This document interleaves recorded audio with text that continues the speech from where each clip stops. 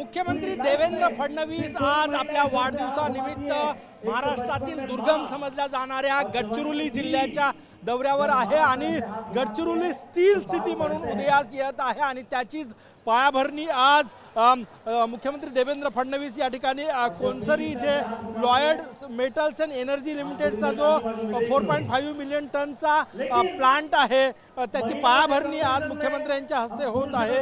विदर्भातला पहिला एकात्मिक स्टील प्रकल्प ठरणार आहे आणि त्याच्या पायाभरणीसाठी मुख्यमंत्री देवेंद्र फडणवीस आज गडचिरोली दौऱ्यावर आहे।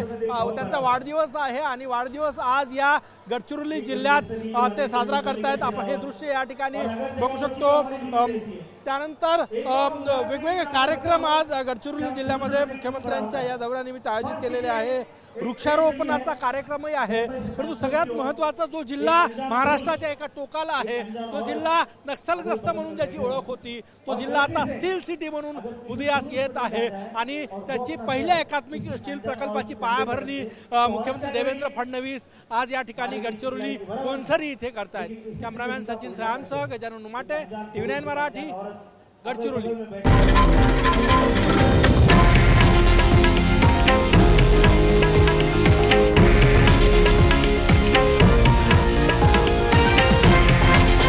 हे आहे देशातील नंबर 1 न्यूज नेटवर्क आणि आपण पाहत आहात TV9 मराठी, एकमेव।